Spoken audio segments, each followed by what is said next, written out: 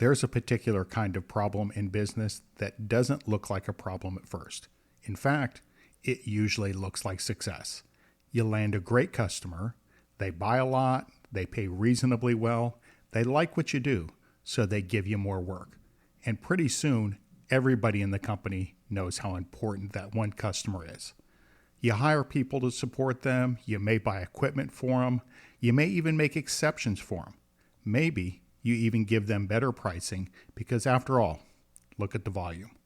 Then one day you look at the numbers and realize something uncomfortable. They're not just your best customer anymore. You may have built part of your company around them.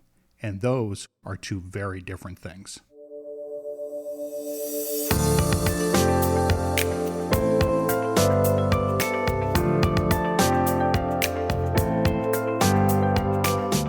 Welcome to Things Entrepreneurs Should Know, a podcast about the decisions, trade-offs, and occasional hard lessons that come with building a business of lasting value. I'm Chip Schweiger, and I've spent more than 30 years working with businesses and the people who run them. One thing I've learned is that some of the biggest risks in business have a funny way of disguising themselves as good news. Customer concentration is one of them. So today on the show, I want to talk about why your best customer may also be your biggest risk. Not because having a great customer is bad, but because sometimes a great customer becomes something else without anybody noticing.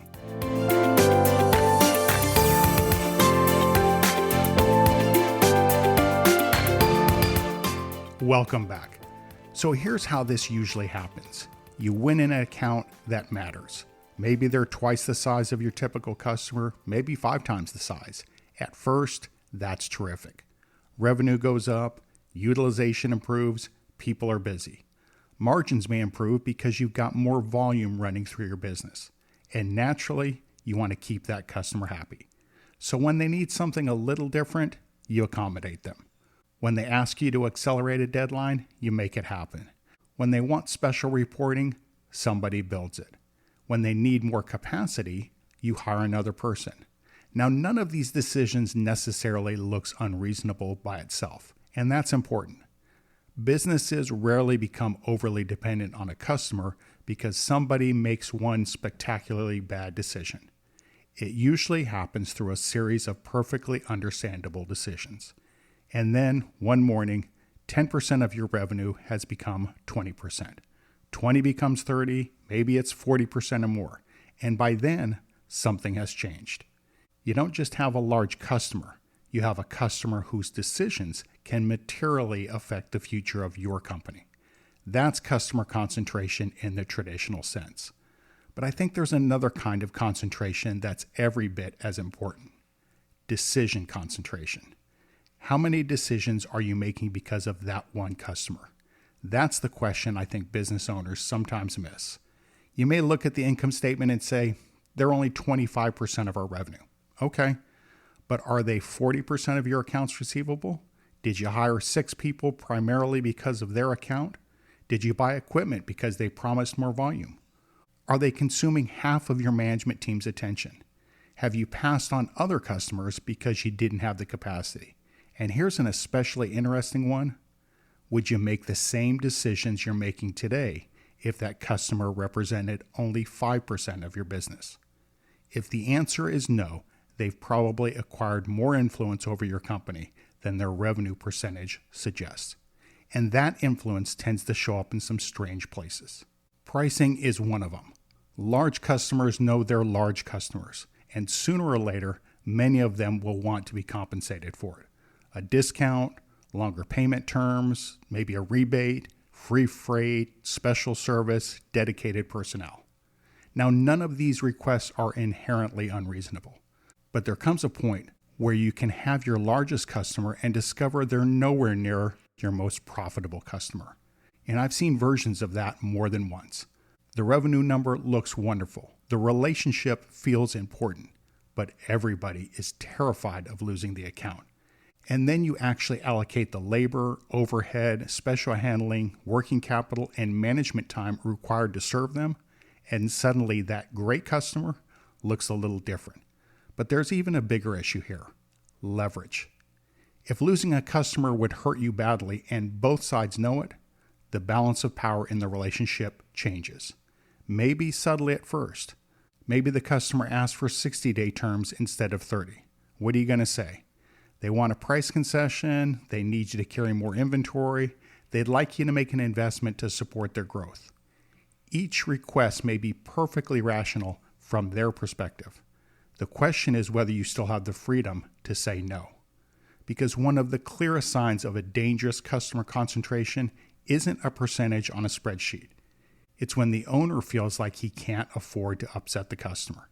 That's when a commercial relationship starts becoming dependency. Now, the obvious answer is diversification. And yes, over time, that's part of it.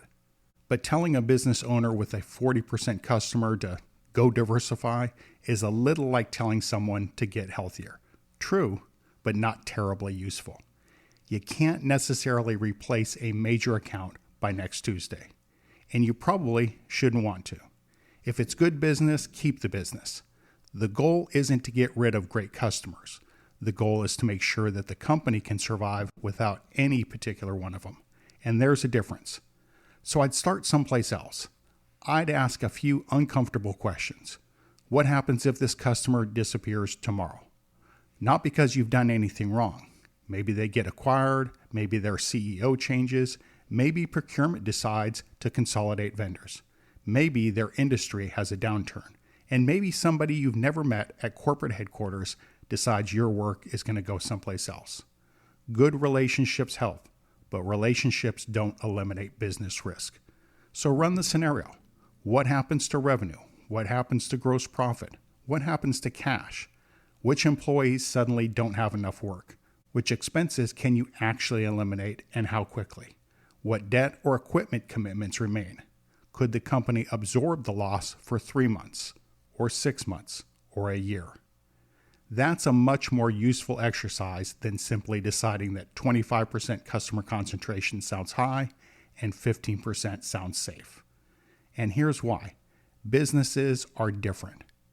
A company with substantial recurring revenue, variable labor, plenty of liquidity, and 10 other growing customers may be able to withstand losing a single major account surprisingly well.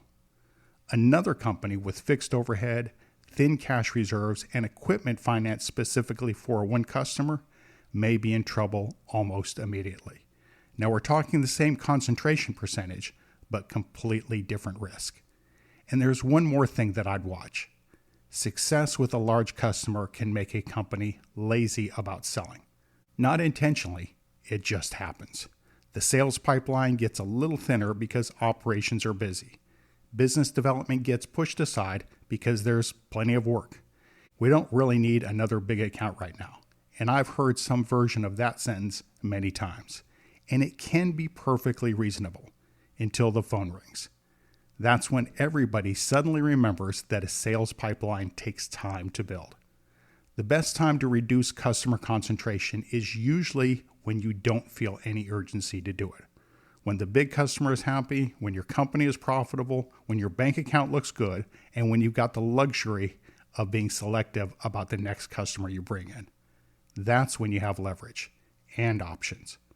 So if you've got a customer you absolutely love, one that's growing, profitable, pays its bills, and appreciates what you do, by all means, take good care of them. I just keep one eye on what the rest of the company is becoming around them. Because there's a difference between building a strong relationship with a customer and building a business that depends on that one customer. And sometimes you don't realize you've crossed that line until somebody on the other side of that relationship makes a decision you can't control. And that's something entrepreneurs should know. Thanks for spending a few minutes with me today. If this episode made you think about your own business a little differently, send it to another owner or business leader who might appreciate it. You can also find the show notes and more episodes at teskpod.com. This is Chip Schweiger, reminding you that if you always do what you've always done, you'll always get what you've always gotten. Look forward to seeing you next time.